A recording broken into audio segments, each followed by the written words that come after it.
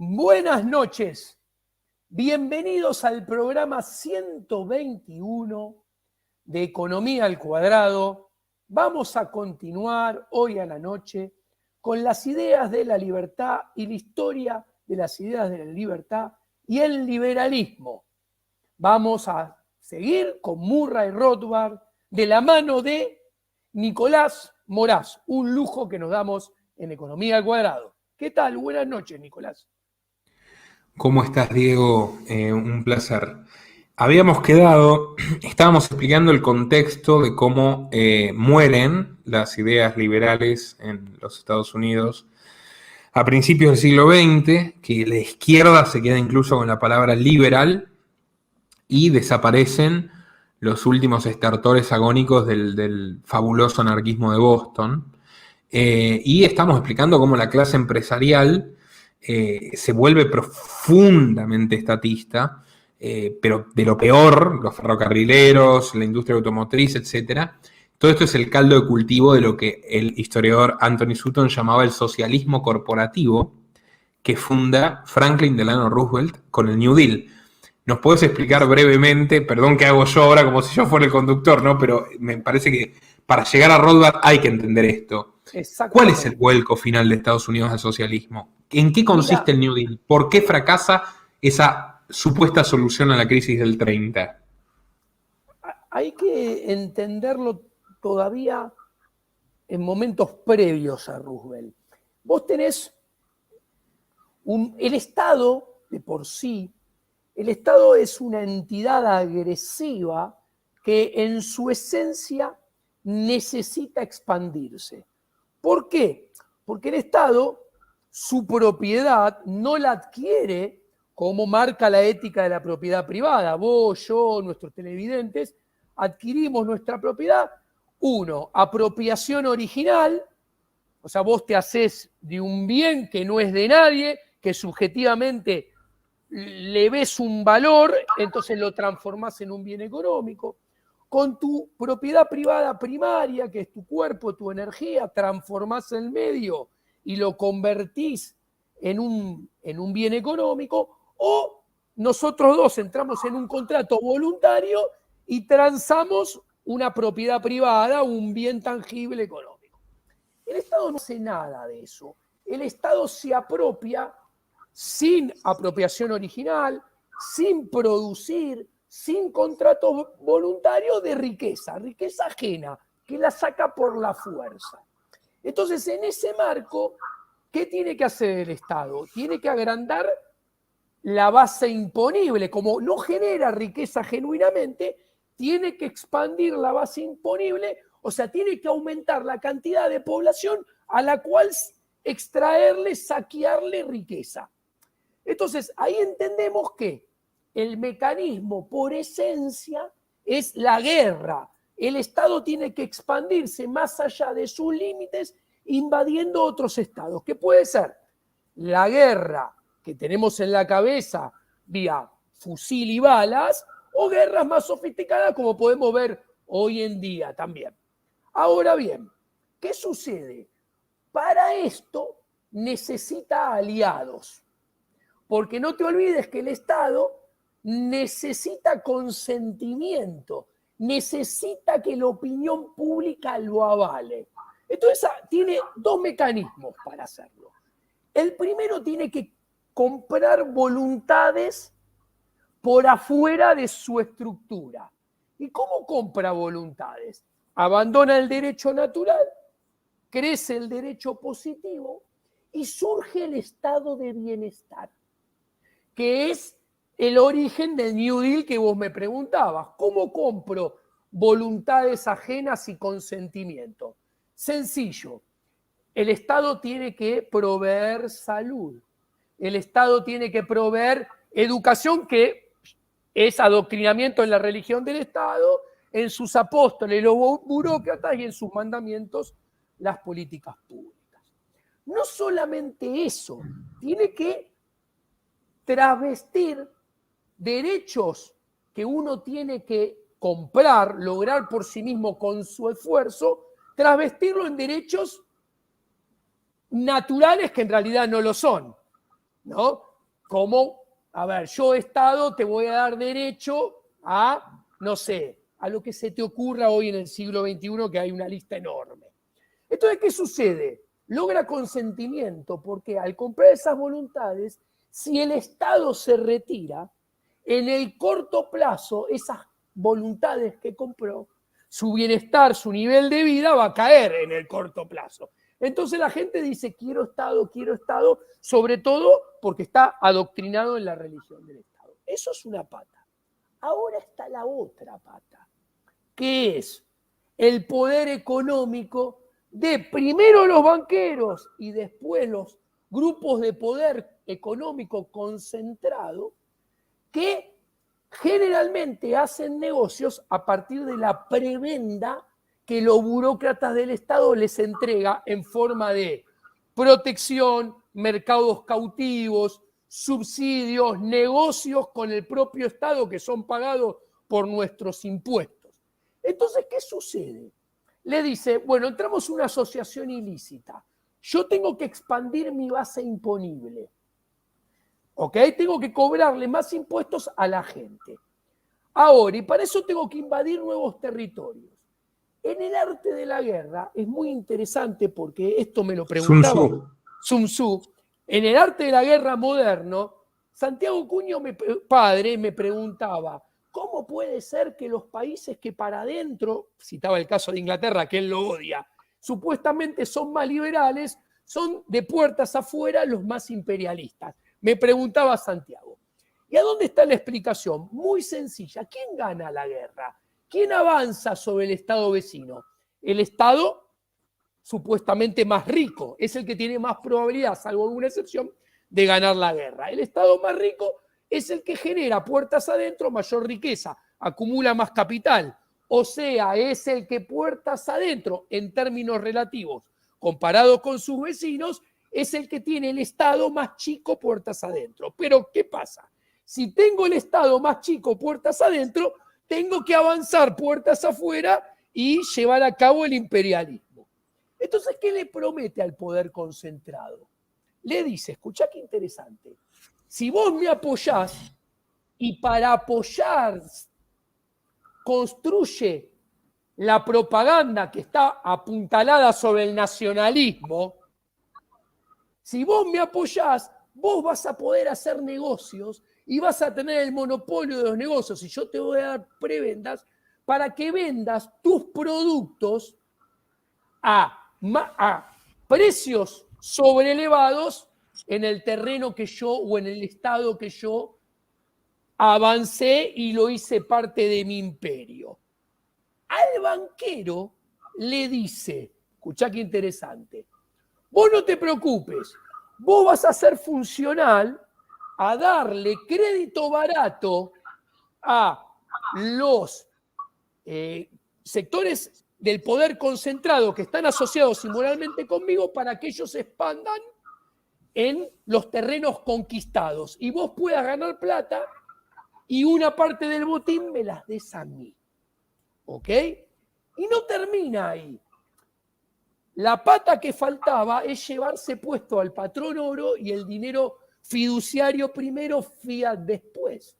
Porque al terreno invadido le dicen, mi moneda sin respaldo, ustedes la tienen que utilizar como patrón monetario.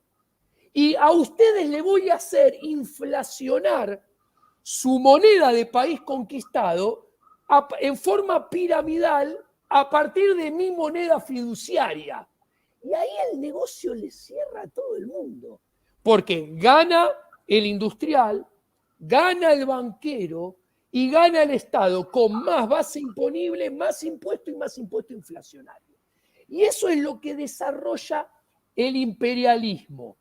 Ahora, dentro de este núcleo, el New Deal fue fundamental para propulsar ese crecimiento de las empresas americanas desde adentro hacia afuera de su territorio con países que conquistaron y países que supuestamente, primero, financiaron, como financiaron los grandes bancos, con negocios con la industria metalúrgica de la revolución bolchevique, como financiaron a A los Hitler, nazis. a los nazis Directamente, después, sí. y después como hicieron después negocios con sus empresas para reconstruir todo lo que habían destruido para ganar la guerra que ellos se metieron y utilizaron como expansión. Posteriormente, una vez terminada la guerra, y terminó dando lugar, después de la Segunda Guerra, a Bretton Woods, FMI, Banco Mundial, Naciones Unidas, OTAN y el Estado de Israel en Medio Oriente. El nuevo orden institucional global. Sí, señor. Exactamente. Es el gobierno mundial de Occidente que, una vez caída la Unión Soviética, es el gobierno mundial actual. Y prueba irrefutable es que la ONU nos encerró a todos de punta a punta del planeta. Es increíble y es muy interesante cómo esto del COVID es la vieja teoría del avance imperialista que antes era vía la guerra, el fusil y las armas, que con el dinero fiduciario atente, esto es muy importante. Antes, hasta la Primera Guerra Mundial, en los litigios bélicos, morían solamente los profesionales de la guerra o los conscriptos, para decirlo de alguna manera. A partir de la Primera Guerra Mundial y de la mano del dinero fiat que puede financiar cualquier cosa, cambió el arte de la guerra. Sun Tzu no lo podría creer. Hoy en día en los litigios mueren muchísimas más inocentes y civiles que profesionales de la guerra. Bueno, Jaco, el COVID es... perdón que te interrumpa, sí. porque vos sos el mejor para esto. Entre el 33 y el 39, con Roosevelt antes de la guerra, con el New Deal, que es el keynesianismo explícito aplicado por primera vez a rajatabla, Sí. la base monetaria aumenta el 100%. ¿Vos te acordás que Rothbard en la Gran Depresión explica la crisis mundial como malas inversiones que surgieron precisamente de dinero barato? Entonces, ¿qué es lo que termina generando esto? Porque a mí me suena que si vos tenés una crisis mundial producido por una burbuja artificial generada por crédito barato de los bancos centrales recién creados, la Fed 1913, ¿no? Ya sabemos. Y vos lo querés solucionar expandiendo la base monetaria para gastar en boludeces del Estado, es infinitamente peor. O sea, es querer curar cáncer con SIDA. Es Mirá, así, ¿no? voy a redondear esto que me preguntás. Voy a pasar del marxismo a la teoría austríaca, a Rothbard y a la actualidad, para cerrártelo todo con un moño y vos sos el entrevistado, devolverte el micrófono. Es muy interesante, porque el marxismo explica muy bien y en línea con la teoría austríaca la lucha de clases. La describe, no la explica, la describe muy bien. Ahora, tiene un problema de diagnóstico de el origen de esa lucha de clases. Y después, peor aún, tiene un problema todavía muchísimo más grave que el grave error del diagnóstico, que es la solución que pretende darle a eso. A ver, esto es muy sencillo. La lucha de castas es una lucha que viene no porque el Estado, como dicen los marxistas, el problema que el Estado es que protege la propiedad privada y con eso sienta las bases de la expoliación. El problema es que el Estado es el único que se gana la propiedad esquilmando, saqueando al prójimo sin previamente ahorrar, sin producir y sin intercambios contractuales voluntarios. Entonces el problema está ahí. Ahora bien, ¿qué hace el dinero fiduciario, que es el origen de la crisis del 29? Yo emito dinero sin respaldo. Yo creo crédito sin ahorro detrás. Entonces es ficticio.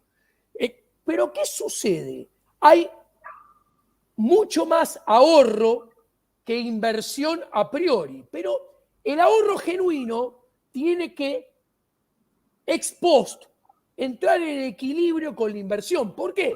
Porque no puede haber más inversión que ahorro para pagarla, y el ahorro paga la inversión. Entonces, están inexorablemente expuestos a estar en equilibrio. Entonces, ¿qué sucede?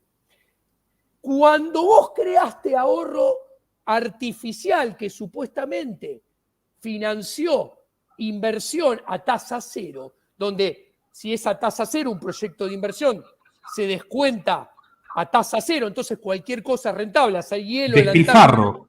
Es rentable, despilfarro. ¿Qué sucede? Eso es ficticio. Pasado el tiempo, la realidad te marca que ese proyecto de inversión no es rentable, porque nunca fue rentable. Fue rentable porque lo descontaste una tasa de interés inventada, cero, que lo inventó el Banco Central, y entonces la empresa va a quebrar. Y cuando quiebra la empresa, va a generar desempleo, los créditos van a ser incobrables, la masa monetaria se va a achicar, la tasa de interés va a subir, y al subir la tasa de interés, la recesión va a caer todavía más pronunciadamente como aconteció en el 29. Y acá viene lo terrible. El Estado, ¿qué hace con el dinero fiduciario? Primero crea dinero, primer mojón artificialmente, te crea una exuberancia artificial que está condenada a llevarte a la quiebra. Y cuando la quiebra se manifiesta por culpa del Estado, salta el Estado y te dice: yo te vuelvo a dar crédito barato para volver a salvarte. Entonces, primero, le crea negocios artificiales y le hace ganar dinero artificial a los bancos y a las empresas prebendarias asociadas con los bancos. Cuando inexorablemente eso que era de mentira sale a la luz y viene la crisis deflacionaria, salta el Estado de vuelta y dice: yo te rescato y yo te vuelvo a dar más crédito para que pases y surfees la ola de las quiebras. Ahora, ¿qué sucede? Esto cada vez es más y más y más. A ver, para que te des una idea, la Reserva Federal de Estados Unidos, desde 1980 acá, aumentó la base monetaria más de 20 veces. La cantidad de dinero en términos del PBI se multiplicó entre 4 y 5 veces en los últimos 60 años. Estamos sentados en una burbuja artificial como nunca. Y esa burbuja artificial, ¿cómo emiten? Comprando bonos del Tesoro americano, Estados Unidos, la Reserva Federal. ¿Cómo emite el Banco Central Europeo? Comprando bonos de los países europeos. ¿Cómo emite el Banco Central japonés? Comprando bonos del Banco Central japonés. ¿Y esos bonos qué financian? Financian gasto público, financian déficit fiscal, financian esa pirámide infinita de políticas intervencionistas de los estados en la vida nuestra de cada día, avasallando, haciendo crecer cada vez más el poder político sobre el poder social, avasallando cada vez más los derechos naturales del individuo, entronizando el poder de los burócratas.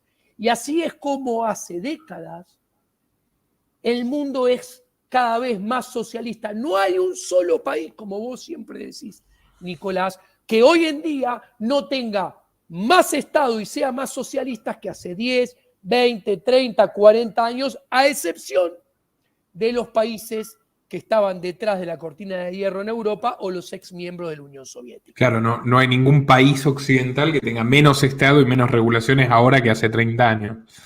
Y eso es posible gracias al dinero fiduciario que financia cualquier cosa. Y genera... Mirá, crisis del 87, crisis del 90, crisis del 95, la del 2000-2001, la del 2008 y la de final del 2019-2020 que fue tapada, disfrazada con lo del COVID.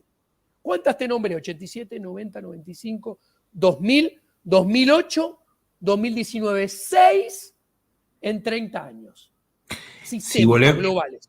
Si volvemos al contexto de la Gran Depresión, que vos tenés, la construcción del más brutal estatismo norteamericano, porque no solo el estado de bienestar, es el gasto público desenfrenado, en obra pública inútil, escasez, pobreza, desempleo creciente, inflación brutal, 100% aumento de la masa monetaria en 6 años, etcétera.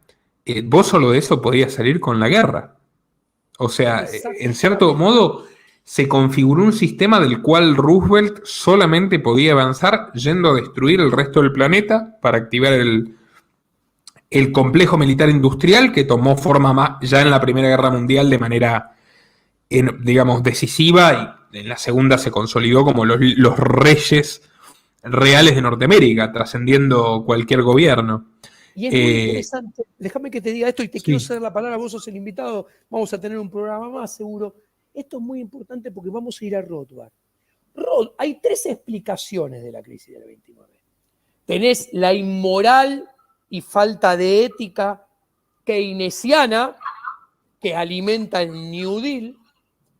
Tenés la de Friedman y Ann Schwartz de Chicago, que es igualmente inmoral, pero más sofisticada y más oculta. Y te lo redondeo. El sistema monetario actual es el sistema monetario defendido por Friedman y Chicago, que llevado a su extremo, destruye la economía monetaria y nos devuelve al trueque. Esto es muy sencillo de ver, no voy a extenderme. Funciona en el mundo porque hay 200 países emisores. ¿Ok? Pero si vos se achicaran las unidades administrativas y vos hicieras que cada provincia emita su dinero, cada barrio, cada cuadra, volvés al trueque porque nadie aceptaría el dinero del prójimo. Viste que por eso la idea de que todo el mundo imprima su dinero de los mutualistas me parece un poco absurda. Viste que acá hubo un economista, Silvio Gesell, que tenía la idea del dinero oxidable, que era un mutualista argentino, que tenían que hacer dinero oxidable, así cuando se oxidaba no se usaba más, para obligar a la gente a consumir y a invertir en lugar de acumular. Es un delirante que, te digo la verdad, que no está muy lejos de las tesis keynesianas. Bueno, pará, y ahora termino. Y la tercera explicación, después de la keynesiana, después de la de Friedman, de Chicago y Ann Schwartz, está la de Murray Rothbard.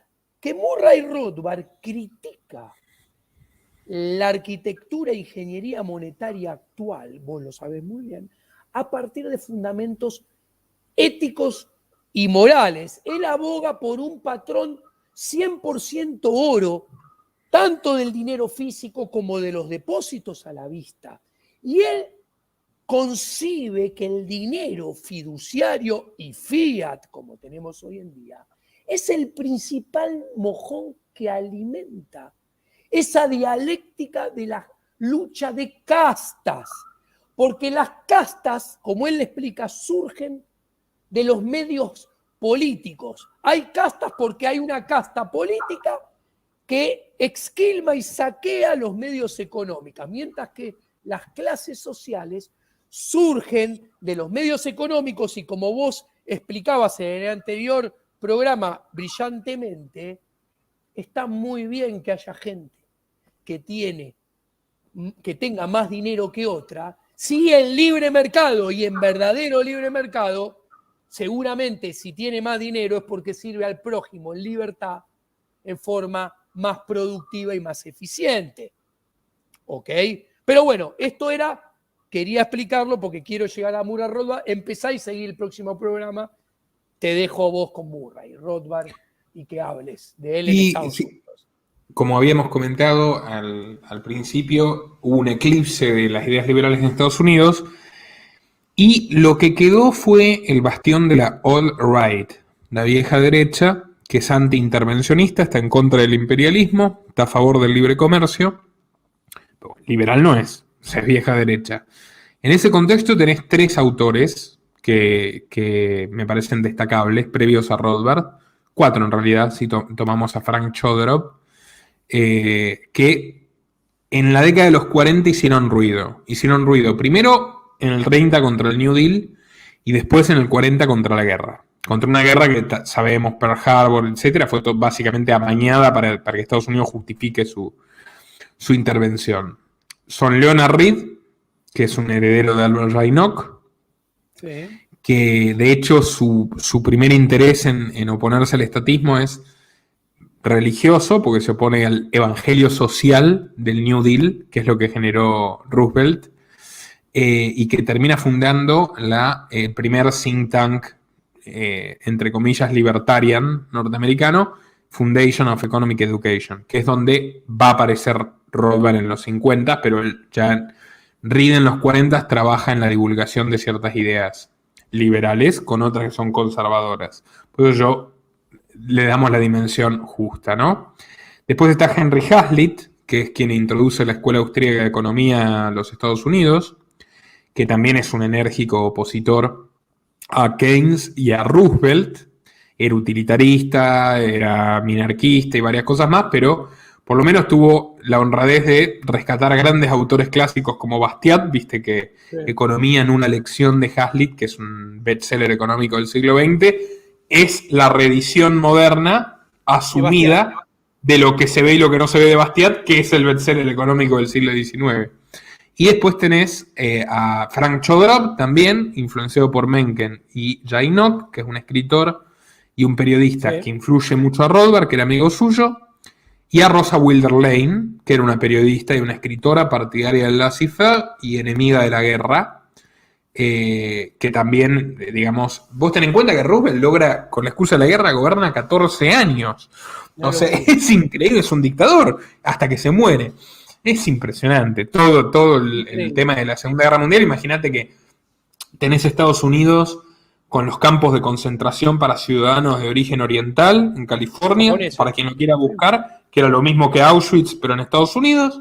Tenés un montón de aristas diabólicas relacionadas a la guerra y al modelo de Roosevelt.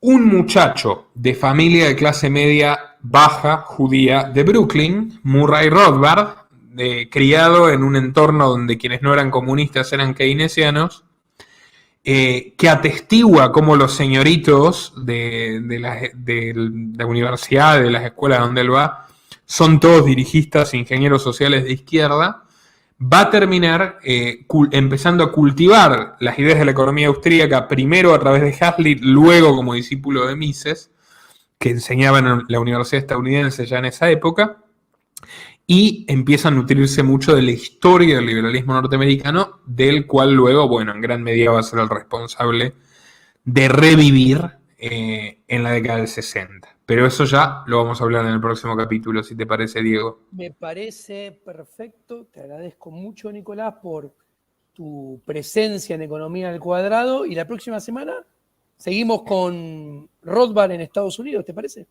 Claro que sí. Te mando un abrazo grande y muchas gracias por tu generosidad. A vos, Diego. Perfecto. A vos.